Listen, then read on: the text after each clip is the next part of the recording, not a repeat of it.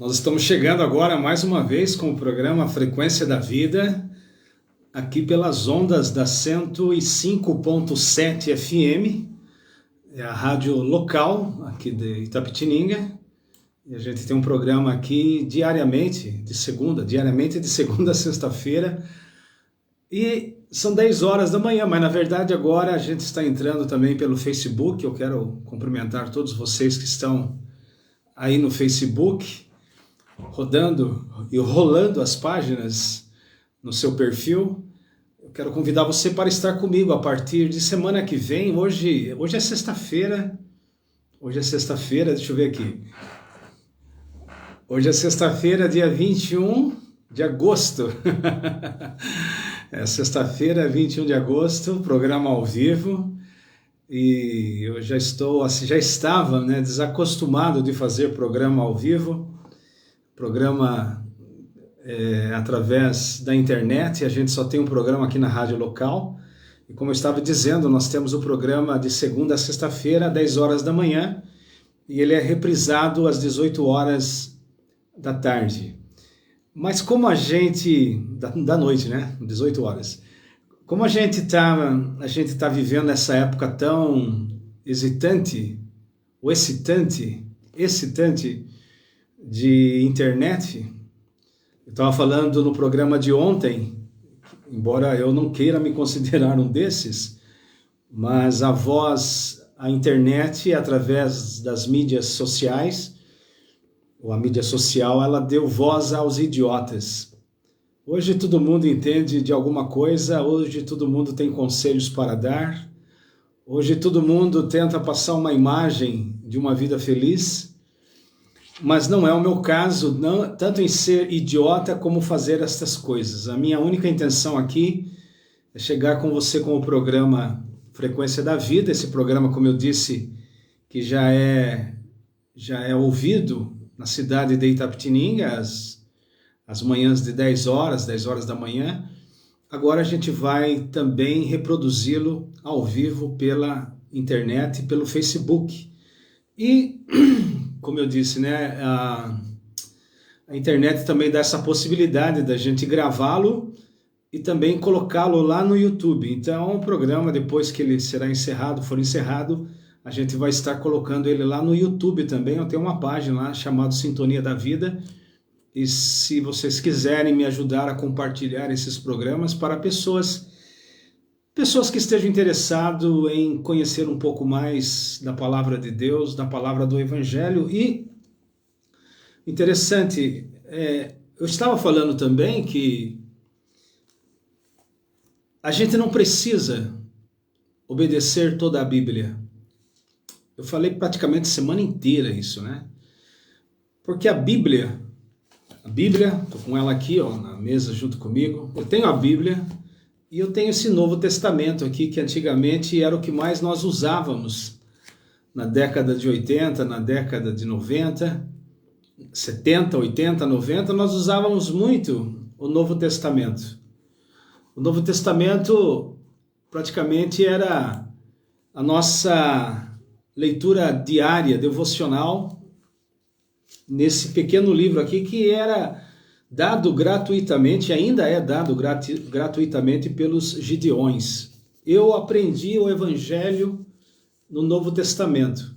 A Bíblia era cara ter uma Bíblia na década de 70, na década de 80. Hoje a Bíblia ela é um pouco mais acessível financeiramente para as pessoas. Então as pessoas começaram a comprar a Bíblia inteira, não somente o Novo Testamento. Mas eu me lembro que na década de 70, 80, 90, a gente só tinha acesso, a maior parte das pessoas só tinha acesso ao Novo Testamento. Ler a Bíblia toda era para poucos. Eu lembro uma vez, eu acho que eu tinha 8 ou 10 anos de idade, eu estava na Igreja Santa Terezinha, aqui em Itapetininga. Eu era criança, eu acompanhava a minha avó. A minha avó era diaconisa da Igreja Católica. E às vezes ela nos levava para acompanhá-la lá. Ela ficava fazendo a limpeza lá na igreja e nós ficávamos lá. E eu lembro que uma vez eu peguei uma Bíblia lá na Eucaristia não, aquela sala onde o padre se troca, e eu peguei uma Bíblia e comecei a folhear ali. Minha avó tirou a Bíblia da minha mão assim, abruptamente. E ela falou assim, não leia esse livro, porque esse livro deixa as pessoas loucas. Somente o padre tem condições de interpretar o que está escrito nesse livro. E eu me lembro disso. Ela tirou o livro de capa preta, porque a Bíblia também só era de capa preta nessa época. Depois que começou a outros tipos de Bíblia, com outras cores e com outros formatos e com outras versões, hoje nós temos versões as mais variadas, né? Mas naquela época não, era só a Bíblia corrigida ainda, João Ferreira de Almeida corrigida, e depois entrou a Bíblia atualizada, que foi uma coisa assim fenomenal para a igreja evangélica. Mas voltando a isso que a minha avó falou, olha, não leia a Bíblia, ela falou para mim, minha avó era muito católica, ela falou assim, não leia a Bíblia, essa Bíblia aí, esse livro deixa as pessoas loucas. Só o padre é que estuda para poder ensinar o que está escrito aí. Ela falou isso para mim. Eu não me esqueço disso daí porque parece que ela estava profetizando. Porque eu vejo assim quanto absurdo, quanta loucura, quanta heresia, quanta falsa doutrina, quanta crença errada se tem hoje na Bíblia. Não é à toa que Martinho Lutero falou que a Bíblia é a mãe de todas as falsas religiões. Todas as falsas religiões. A Bíblia é a mãe de todas as falsas religiões. E ele não está errado. A gente tem a Bíblia como a palavra de Deus, a palavra inspirada por Deus, não é isso? Mas ela também, por causa da mente distorcida dos seres humanos, os seres humanos têm uma mente distorcida, mancada pelo pecado. Nossa mente ela não é pura, nós temos a mente contaminada. É só o Espírito de Deus que pode renovar a nossa mente. Então, por causa da interpretação errada que o ser humano, ao se aproximar desse livro, porque nós nos aproximamos desse livro com um monte de pensamentos, de conceitos, pré-conceitos. Nós nos aproximamos desse livro aqui, que é a Bíblia. A gente sabe que a Bíblia faz bem para o coração, faz bem para a alma. Mas, por outro lado, ela também pode ser um veneno para a alma do homem, para a alma da mulher. Porque se você se aproximar dela com a sua mente pré-concebida de pensamentos, sentimentos, de ideias sobre Deus, você vai ler a Bíblia de acordo com o óculos mental que você tem. Você vai ler a Bíblia de acordo com a mentalidade sua. Por isso que a gente, ao ler a Bíblia, a gente pede para Deus nos iluminar, porque não é uma leitura aleatória. Deus pode usar, Ele usou a minha vida nesse sentido, e usa a vida de muitas pessoas. Pessoas não têm conhecimento nenhum da Bíblia, ela chega e ela começa a ler e de repente Deus começa a falar ao coração dela através da leitura desse livro. Mas não é sempre assim que acontece, e provavelmente acontecerá no começo, mas depois não acontecerá mais, porque Deus, ele dá essa partida, essa fagulha inicial para acender a alma humana através da leitura da sua palavra, fazendo com que uma pessoa que não tenha conhecimento nenhum da Bíblia, ela leia e seja tocada por Deus, mas depois, na medida em que ela vai começando a ler e já ela faz daquilo uma coisa frequente, não é sempre que Deus vai falar ao coração dela. Deus espera que a gente extraia da leitura dela aquilo que Ele planejou para nós extrairmos. Só que nessa extração, nessa colheita de coisas que nós queremos tirar da Bíblia, dependendo do nosso pensamento e da nossa cabeça, a gente vai fazer uma colheita errada. Em vez de colher só frutos bons, a gente pode apodrecer os frutos da nossa colheita mental, emocional, devocional da Bíblia. Voltando ao que a minha avó falou, de fato, De fato que tem muita gente que acaba perdendo o juízo por causa da leitura da Bíblia. Eu estou usando um exemplo extremo. Mas a grande maioria que não tem uma revelação de Deus no sentido do qual o propósito das Escrituras, vai sempre fazer ideias e vai ter ideias errôneas das Escrituras. E vai pregar isso às vezes, vai ensinar isso para as pessoas. Depois de um tempo, lendo as Escrituras, e eu não tive essa dificuldade desde as minhas primeiras leituras que eu fiz desse livrinho aqui, desse Evangelho, que era gratuito, esse livrinho que era dado pelos Gideões, eu nunca tive, por causa... eu acho que isso foi o que me salvou de não ser um cara doente na fé. Porque é o Novo Testamento que interpreta o Antigo. O Novo Testamento é a chave do Antigo Testamento. Se você não pegar a chave de interpretação, que é o Novo, você vai fazer confusão na leitura do Velho. As páginas do Antigo Testamento é a palavra de Deus, eu não tenho dúvida disso. Que Deus entregou a sua palavra para um povo, esse povo era o povo judeu. Os israelitas, os israelenses, os hebreus. Tudo é a mesma coisa. Todos são descendentes de Abraão. Esse é o povo da Antiga Aliança. Nós não somos povo da Antiga Aliança. Nunca houve propósito de Deus entregar para nós, gentios, o que foi entregue para o povo de Israel. O povo de Israel, de fato, na história, foi o receptáculo das mensagens de Deus, e no bojo destas mensagens estava o anúncio, a profecia da chegada do Messias. O Messias não seria só para Israel.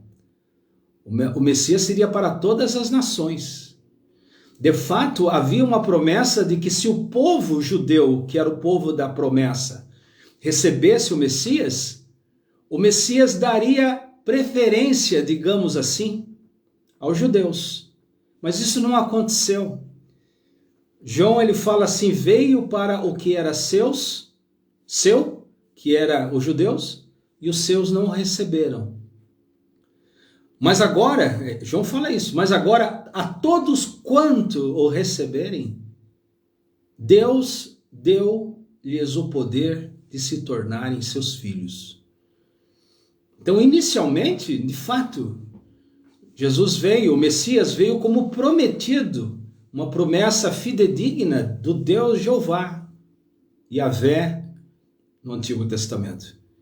Mas as autoridades do templo, aqueles homens e mulheres que controlavam a sociedade religiosa nos dias de Jesus, desde o sacerdócio que estava agindo lá no templo, com seus escribas, doutores da lei, levitas, depois toda a ramificação do judaísmo judaico, né? Os fariseus, os saduceus, os essênios, tudo ramificação do judaísmo. Essa massa de gente não aceitou Jesus como Messias. E aí Deus abre a porta da graça e da salvação para os gentios que somos nós, pagãos. Nós não somos judeus. Eu, pelo menos, não sou. Eu sou brasileiro mesmo. Mas não existe mais esse privilégio judaico. Não existe. Nessa dispensação da graça, na dispensação do reino, do evangelho do reino, não existe mais os hebreus ou judeus sendo melhores do que nós, gentios, nós pagãos. Porque eles rejeitaram, historicamente falando, não todos os judeus, porque na verdade também a igreja cristã, ela nasceu em Jerusalém, quando o Espírito Santo foi derramado lá no Pentecostes, no capítulo 2 de Atos. Então a igreja nasceu inicialmente ali em Jerusalém, porque foi a promessa do Pai que nascesse ali. O Espírito Santo profetizado por Joel lá no capítulo 2, se cumpriu em Jerusalém, porque foi promessa de Deus também para os judeus, que o Espírito Santo fosse derramado primeiro, inicialmente em Israel. Mas a partir daquele derramamento, onde tinha ali 120 pessoas aproximadamente, e Pedro, porque a Bíblia diz que o Espírito Santo desceu no dia do Pentecostes e estava tendo uma festa do Pentecostes lá, que era uma festa do Antigo Testamento, da Antiga Aliança. O Pentecostes não é do Novo Testamento, é uma cerimônia da Antiga Aliança. E eles estavam celebrando. E Jerusalém estava cheia de gente, porque festa, né? Quem que não gosta de festa? E tinha pelo menos 16 nações representadas ali por pessoas no meio daquela multidão que falavam as línguas de sua própria nação. E quando o Espírito Santo desceu em Jerusalém, eles começaram a profetizar de acordo com o idioma daquelas 16 nações diferentes, e as pessoas que identificaram ali o seu idioma no meio daqueles 120 começaram a ouvir, e parou aquela multidão ali na frente do cenáculo, e Pedro trouxe o seu sermão. 3.000 pessoas se batizaram aproximadamente, e a partir dali a igreja se expandiu até os confins da terra. Até os confins da... Porque o Espírito Santo foi derramado em Jerusalém, mas não era para ficar em Jerusalém. Jesus havia dito: ficar em Jerusalém até que do alto sejais revestidos do poder. E depois disso, ide, pregai o meu evangelho em Jerusalém, na Judéia, em toda a Galileia, até os confins da terra. E o evangelho de Jesus chegou até nós. Acabou a antiga aliança. Acabou. Acabou o Antigo Testamento. Porque as pessoas falam assim: toda a Bíblia é inspirada por Deus. É, de fato. Mas nós somos gentios. A maior parte do Antigo Testamento não foi entregado para nós, gentios. Foi entregado para os hebreus.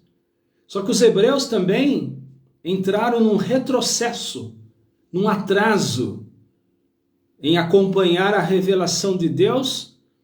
E Paulo diz lá em Romanos, na Epístola aos Romanos, que por causa disso eles entraram num tempo, os judeus, de escurecimento, obscuro da revelação. Eles foram colocados, agora a nação de Israel está colocada num tempo obscuro da revelação. Porque a revelação do Evangelho de Deus está agora na pregação da igreja. Por isso que é tão difícil um judeu se submeter à pregação do Evangelho por um pagão, por um gentio. Por que eu estou falando tudo isso? Porque, voltando à minha avó, ela não estava enganada. Quando a Bíblia toda começou a ser difundida entre os gentios, o que apareceu de gentio querendo guardar lei judaica não está escrito no boné, viu? Aí começou uma judaização no cristianismo. Bandeira de Israel, réplica da Arca da Aliança no púlpito, menorá na ceia da Santa Ceia, uma judicialização, não, judaização. Os cristãos ficaram judaizantes. Não é para nós guardarmos a antiga lei, nunca foi plano de Deus. Nunca foi nem para os judeus guardarem a lei, nunca. Porque ninguém consegue guardar a lei, ninguém consegue. A lei é santa. Ela é santa, a lei do Antigo Testamento, da Antiga Aliança, ela reflete o caráter de Deus, e Deus é santo. Nós somos pecadores. Sabe o que a lei, por que veio a lei? Para nos colocar debaixo de condenação. A lei veio para provar para nós que nós somos pecadores. Ela não veio para nos salvar. Ninguém vai ser salvo em guardar a lei de Deus. Mas, num certo sentido, todo mundo guarda pelo menos as leis essenciais da vida. Porque o que diz a lei? Não matarás. Eu não matei ninguém até agora. E não pretendo matar. Não roubarás. Bom, aí tem muitas formas de furto e de roubo, não tem? Não cobiçarás nada do teu próximo. Inveja, que é o que mais se cultiva e se fertiliza nos dias de hoje através das redes sociais. Inveja. Não adulterarás. Sempre fugir de mulher casada. De galanteio de mulher casada. Sempre fugir. É verdadeiro BO. Quer dizer, essas coisas da lei a gente guarda. Mas existem 662, pelo menos existe uma variação aí que os teólogos judeus fazem, né? Mas existem 660 leis. Se a gente não consegue guardar nem 10, Paulo disse isso, ninguém consegue guardar nem 10. Nem. Paulo diz, e Tiago, não Paulo, mas Tiago fala que se você guardar 9 e falhar em uma, você é culpado das 10. Então Paulo fala assim, Paulo que era um fariseu, foi fariseu antes de se converter, ele pertencia a uma das castas mais zelosas da religião judaica nos seus dias. Ele falava que a lei não veio para salvar. Hoje a gente vê gente querendo guardar o sábado. Sábado. Temos aí os irmãos, amigos adventistas querendo guardar o sábado, segundo a lei. Eles dizem que a lei é o sinal do Cristo na grande tribulação, e que o domingo é o sinal do anticristo. Olha que confusão! Olha que confusão! O sábado, quem que guarda o sábado? Ninguém guarda o sábado, nem eles. Quer guardar o sábado, começa se circuncidando, que é cortando o membro masculino, fazendo um sinal lá, fimose, digamos assim. Então, aí o cara quer guardar o sábado sem ser circuncidado. Circuncisão faz parte da lei. Aliás, a lei da circuncisão veio antes da lei do sábado. Aí ontem eu estava lendo alguma coisa sobre guarda do sábado, não que eu estava especificamente mexendo com isso, mas o sábado, ele tinha várias... A Bíblia fala, o Novo Testamento fala assim, da jornada de um sábado. A jornada de um sábado era 900 metros que alguém podia andar no sábado. Sabe o que é a jornada de sábado? Era 900 metros. Se alguém passasse mais de 900 metros andando no sábado, já transgredia a lei. Transgredia a lei. Então é uma hipocrisia, ou às vezes é má interpretação. A minha avó tinha razão. A minha avó tinha razão. Só que não é os padres que são os caras legítimos para interpretar a Bíblia. Não. A chave de interpretação não estão com os padres, como a minha avó disse para mim. A chave de interpretação está no Novo Testamento. Jesus é a chave de interpretação, não só da Bíblia, mas da vida. Da vida. Da vida. Você consegue entender isso? O problema é que as pessoas colocaram o Evangelho no mesmo nível de toda a Bíblia, e o Evangelho não é. O Evangelho é o único caminho para Deus. O Evangelho de Jesus é o único caminho, não é a lei. Não é nem toda a Bíblia. De onde você está tirando isso? Tem muitos textos no Novo Testamento que falam sobre isso que eu estou falando. Por exemplo, eu li aqui no programa passado, Lucas 16. Lucas, Novo Testamento. Por isso que eu falo que o Novo Testamento é a chave interpretativa do Antigo. Nas palavras do próprio Jesus, do próprio Messias, de Yeshua HaMashiach, como gosta de dizer aí os mais ligados à originalidade da Bíblia, do hebraico, Yeshua HaMashiach. O que o Yeshua HaMashiach diz aqui? capítulo 16, verso 16. A lei e os profetas vigoraram, funcionaram, valeram até João Batista. O João Batista é o último profeta da antiga aliança, profetizado por um outro profeta há 400 anos, que era Malaquias. Malaquias disse que ia surgir um homem no espírito e na força de Elias, que ia anunciar a chegada do Messias. 400 anos depois, aparece João Batista. Aí Jesus aqui fala que João Batista foi o último profeta da antiga aliança. Acabou. A lei e os profetas vigoraram. Vai no YouTube, vai lá no Google ver o que é vigorar. Valeu, funcionou. Até João Batista. Desde este tempo, desde João Batista, vem sendo anunciado o evangelho do reino de Deus. É a única porta. A porta da lei, se é que era uma porta, não era, para mim aquilo ali era um portão de ferro, a lei. Não deixava ninguém entrar na presença de Deus. O sumo sacerdote, se não fizesse um monte de cerimônia antes de entrar na presença de Deus segundo a lei, ele era fulminado na presença de Deus. E aquilo ali era uma concessão de Deus, vamos falar a verdade, porque nem aquilo ali funcionava. Mais tarde, lá na carta aos Hebreus, fala que sangue de bodes, de cabras, de ovelhas, de cordeiros, de boi que foram degolados na antiga aliança, não podia apagar de forma nenhuma a contaminação da consciência daquele que estava ali na presença de Deus. Ele falava que não podia apagar. Então aquilo ali era um ato de graça, né? Deus ensinando todos aqueles detalhes para poder chegar até ele, para Deus poder fazer uma concessãozinha a favor de Israel.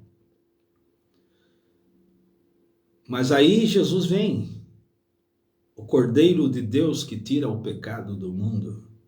E quando ele morre na cruz do Calvário, o véu do templo se rasga de alto a baixo, abrindo a porta, abrindo o caminho para Deus, para todos os povos.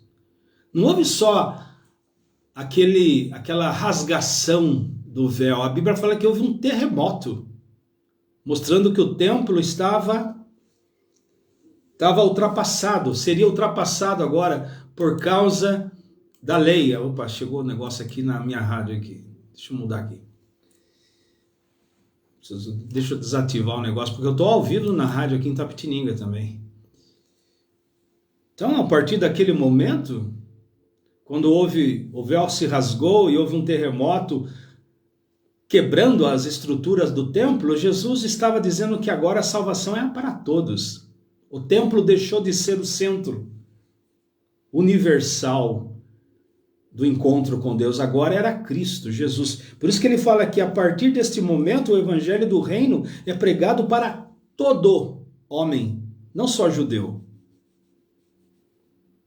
Todo homem, gênero humano, homem e mulher.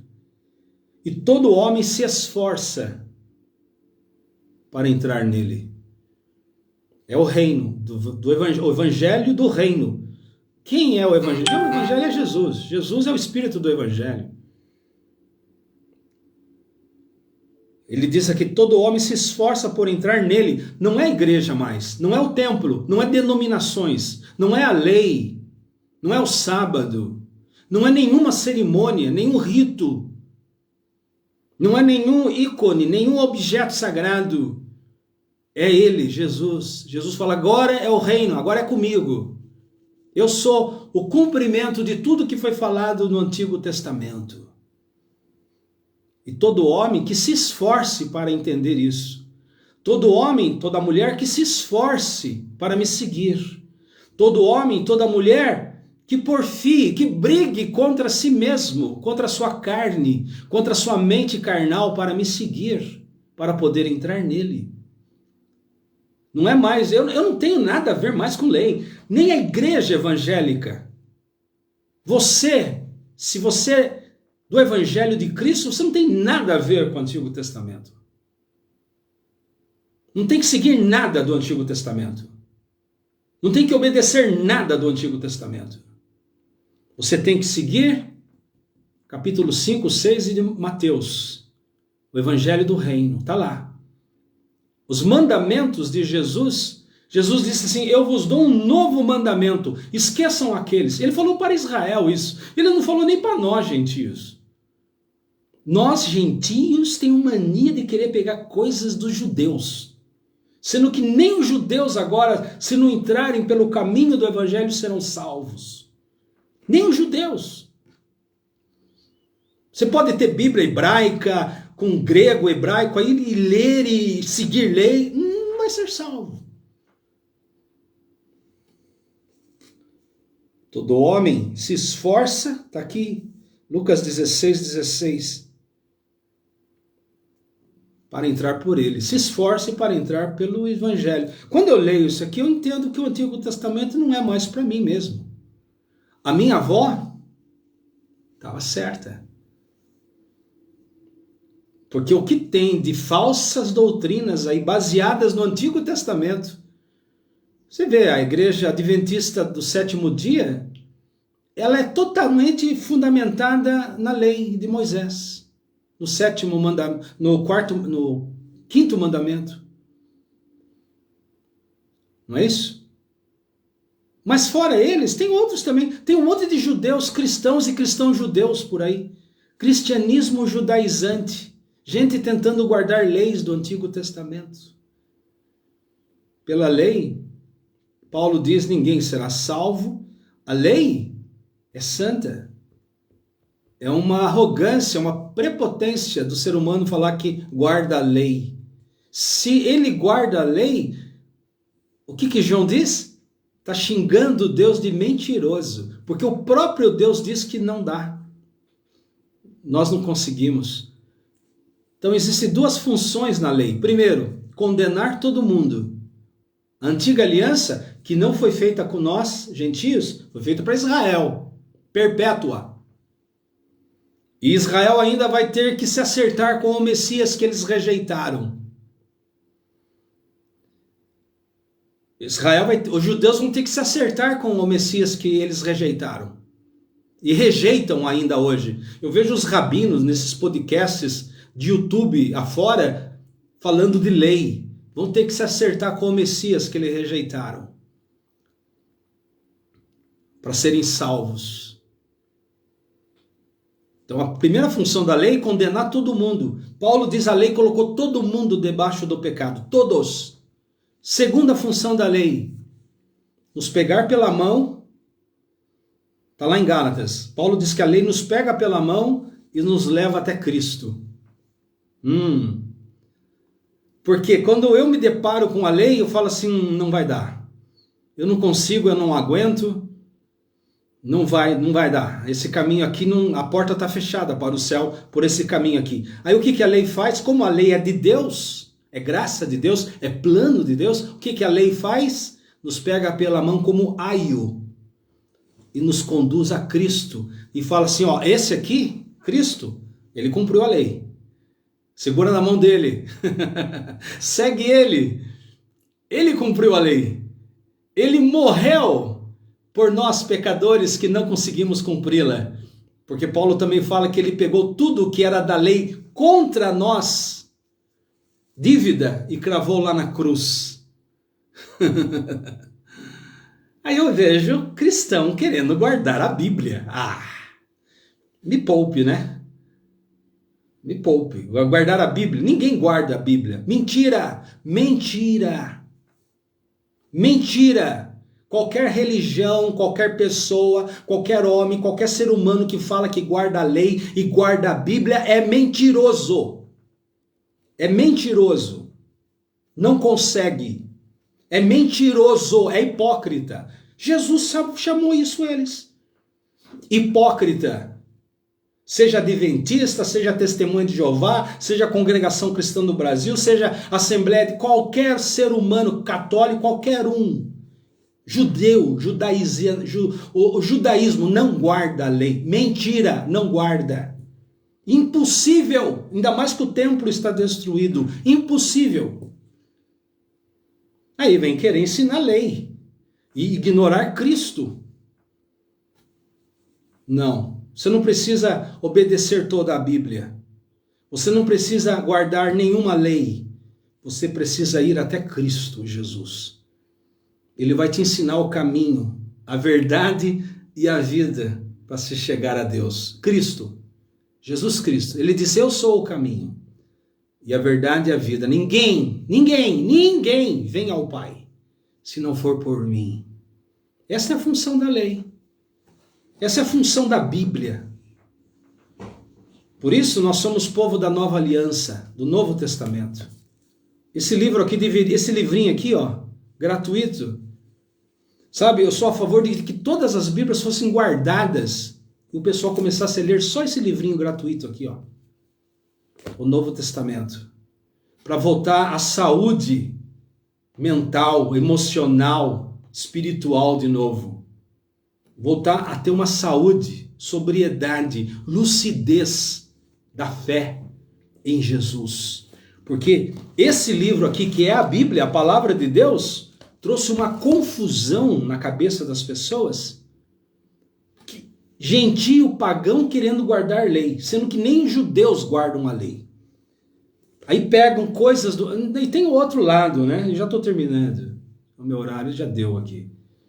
Tem um pessoal que fica escolhendo textos do Antigo Testamento para usar no púlpito, como autoajuda ou motivação pessoal, para ganhar dinheiro, ficar próspero. Aí pega os judeus como exemplo. Pega os judeus. Não, porque Abraão foi rico, porque José foi governador do Egito, agora é época de política, né? José é o governador. Tudo bobagem, tudo bobagem. Tudo interpretação de uma mente contaminada.